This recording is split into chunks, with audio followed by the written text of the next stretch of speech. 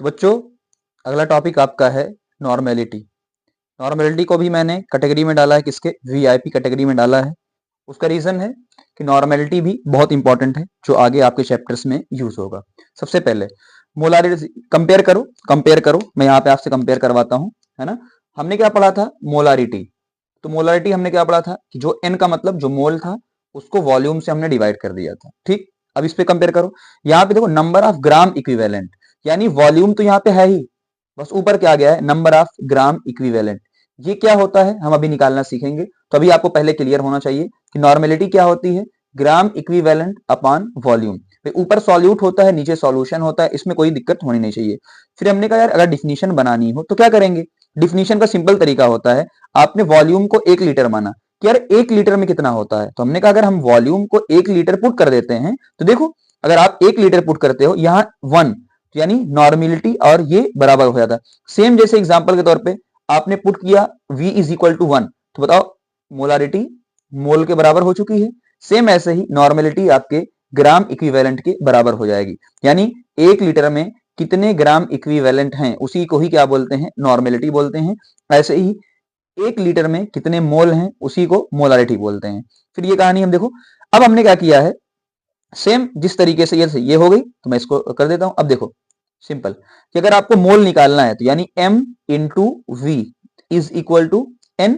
Same यही कहानी है, इसको हमने इधर मल्टीप्लाई कर दिया है तो n इंटू वी लीटर के अंदर क्या बन गया, ग्राम इक्विवेलेंट। ये मैंने शॉर्ट फॉर्म लिखा है। तो अगर इसको हम लीटर है इसको ml में कन्वर्ट करते हैं, m का मतलब मिली, तो इसको भी मिली के अंदर कन्वर्ट करना होगा, तो हमने इसको भी मिली के अंदर कन्वर्ट कर दिया है। तो इस तरीके से दूसरा फिर हमने बात किया था, ये एक इंटेंसिव प्रॉपर्टी होती है जो कि अमाउंट पे या साइज पे डिपेंड नहीं करती है। क्या मतलब, हमने अच्छे से मोलारिटी वाले में समझा था, है ना। यानी जो एक 50 लीटर का कंटेनर है तो जो 50 लीटर का ग्राम इक्विवेलेंट या नॉर्मेलिटी होगी वही 1 लीटर की भी नॉर्मेलिटी होगी। ये हमने प्रूफ के साथ देख लिया था। अब हम आपको सिखाएंगे कि ग्राम इक्विवेलेंट कैसे निकालते हैं, आगे क्या क्या यूज है और कौन कौन से फार्मूले याद रखने हैं। चलिए हम चर्चा कर लेते हैं आपको कैसे निकालना है नंबर ऑफ ग्राम इक्विवेलेंट। तो ये जो आपको मैं कह रहा हूं ये पूरी स्लाइड आपका वीआईपी है, यानी आपका 5 स्टार है। 5 स्टार टॉपिक का मतलब आने के चांसेस मैक्सिमम यहां से रहते हैं, आपको बहुत कुछ सीखने को मिलेगा। सबसे पहले नंबर ऑफ ग्राम इक्विवेलेंट, तो पहला फार्मूला आपको याद क्या करना है, वेट, डब्ल्यू का मतलब क्या होता है, वेट अपॉन इक्विवेलेंट वेट। आपने इक्विवेलेंट वेट पढ़ा है कि नहीं पढ़ा मुझे नहीं पता है, नहीं भी पढ़ा है तो अभी के लिए आपको क्या याद रखना है, वेट अपॉन इक्विवेलेंट वेट। और इक्विवेलेंट वेट क्या होता है, molecular weight upon N factor, molecular weight upon N factor. N factor क्या होगा मैं अभी आगे डिस्कस करता हूं, हालांकि ये पूरा एक अलग टॉपिक है बट आपके सिलेबस के अंदर जो यूज होगा मैं उस पर अभी डिस्कस कर रहा हूं। पहला फार्मूला आपको यहां मिल गया।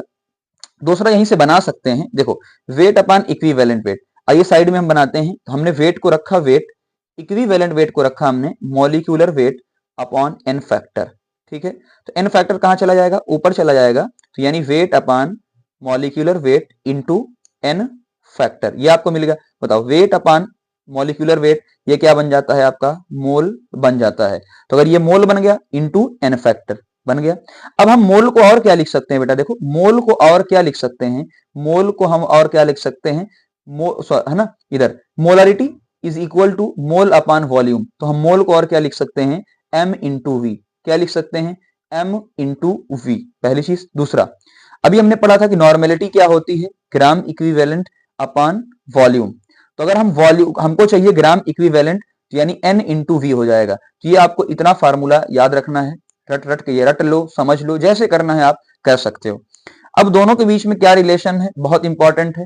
मैं आपको सीधा ये बता सकता था बट मैंने आपको पूरा प्रूफ दिखाया ताकि आपको समझने में आसान रहे। देखो दोनों के बीच में रिलेशन क्या है, बहुत important, m into V is equal to mole, सही बात है, m इंटू वी क्या होता है, मोल। इसी तरीके से n इंटू वी क्या होता है, ग्राम इक्विवेलेंट, ठीक। तो मोल को हम मोल लिखा, ग्राम इक्विवेलेंट का फार्मूला हमने देखा मोल इंटू एन फैक्टर। तो आप देखो मोल से मोल गया, वॉल्यूम से वॉल्यूम गया, क्या बचा, molarity upon normality is equal to 1 by N factor. तो आप क्रॉस मल्टीप्लाई कर दो तो आपके सामने ये फार्मूला आ गया, normality is equal to m into N factor. इसी सेम फार्मूले को हम यहां से ड्राइव कर सकते हैं। हमने मोल को यहां देखो यहां से ड्राइव कर सकते हैं। हमने मोल को लिखा एम वी लिख दिया और साथ में क्या है इनटू एन फैक्टर, क्या है एन फैक्टर। तो देख लो ध्यान से, m इंटू एन फैक्टर यानी m, ये m इंटू एन फैक्टर क्या बन गया नॉर्मेलिटी। तो नॉर्मेलिटी इंटू वॉल्यूम आपको मिल जाएगा, यानी नॉर्मेलिटी इंटू वॉल्यूम। किस तरीके से आपको याद रखना है आप देख लीजिए, मैंने पूरा आपको बता दिया है। दूसरी चीज, जनरली एन फैक्टर आपका या तो 1 होगा या तो ग्रेटर देन 1 होगा, यानी नॉर्मेलिटी या तो मोलारिटी के बराबर होगी या तो नॉर्मेलिटी ग्रेटर देन होगी, कम नहीं होगी, यानी नॉर्मेलिटी कम नहीं होगी, नॉर्मेलिटी कम नहीं होगी। अच्छा ठीक, अब हम एन फैक्टर के ऊपर चर्चा कर लेते हैं कि आपको क्या क्या याद रखना है एन फैक्टर के अंदर, जिससे आपका काम हो जाएगा।